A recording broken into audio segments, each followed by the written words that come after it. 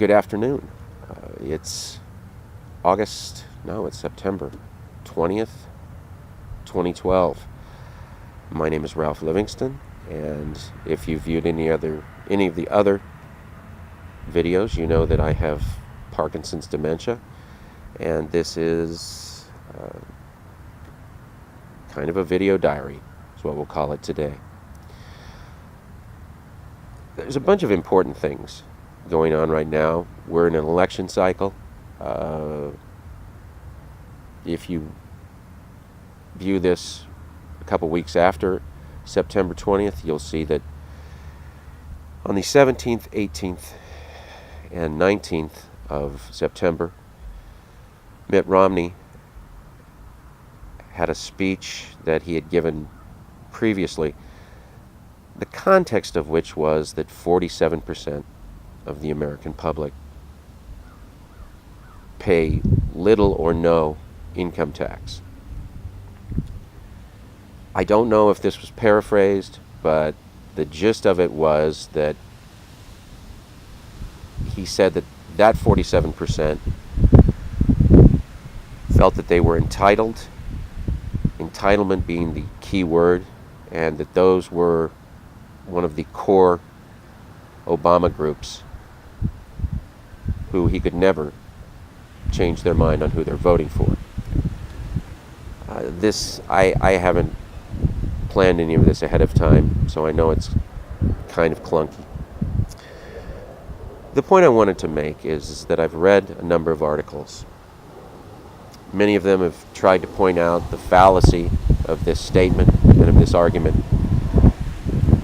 The way that they've done that is by emphasizing that although that 47% group may not pay any individual income tax, they do, however, pay sales tax, excise taxes,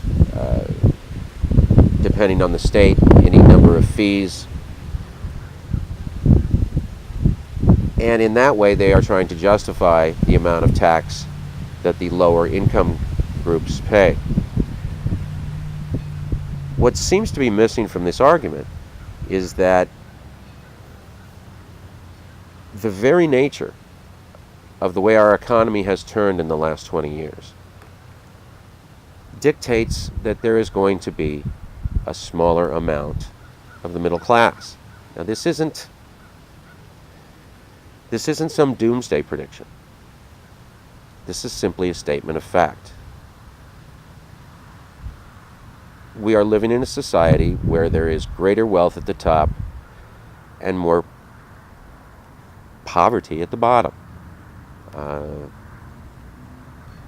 With every increase in right-to-work states, you are going to have a corresponding increase in the number of working poor. In other words, if the state mandates that you can pay whatever you want and bypass unions, I'm not making any comment on whether unions are good or bad. This is simply a statement about how things tend to work. If you get around unions in right-to-work states, the traditional middle class, which is populated by high-paying blue-collar jobs, manufacturing jobs, the very manufacturing jobs that they say every year are disappearing.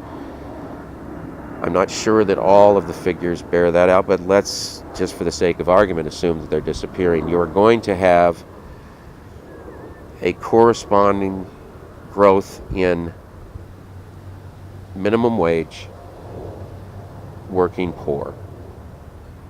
The number of working poor is going to grow, and that working poor does not pay income taxes. They probably shouldn't. I think we would all agree if they're reasonable people.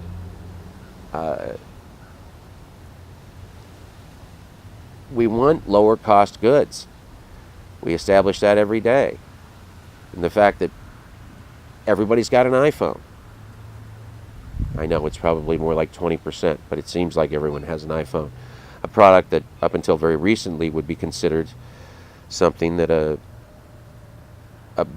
better to-do person could afford. Now everybody's got them.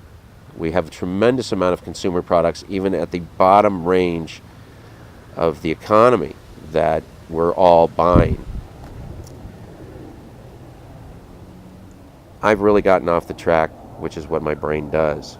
But the point I'm making is that the argument about who pays taxes and who doesn't is kind of pointless, because everybody serves their purpose in the economy. That are the folks that are making very little for the amount of work that they put in serve a purpose for everybody. And the purpose they serve, as ugly as it is providing cheap labor so that folks who otherwise couldn't do it can go out to eat 3 times a week as opposed to once. So that the lower middle class can afford computers for their kids because we're having them all manufactured in China. It's not a generalization, that's a statement of fact. Before you start analyzing what the candidates say, which I think should be pointed out, this is my own interpretation of this particular ugliness. The 47% he was referring to, that Romney was referring to, that's an underhanded way of saying the white trash, the convicts, and the brown people. Those are basically the folks who aren't paying income tax. As racist and ugly as that is, that's what they mean. I'm Ralph Livingston, and I'm losing my mind. Thanks.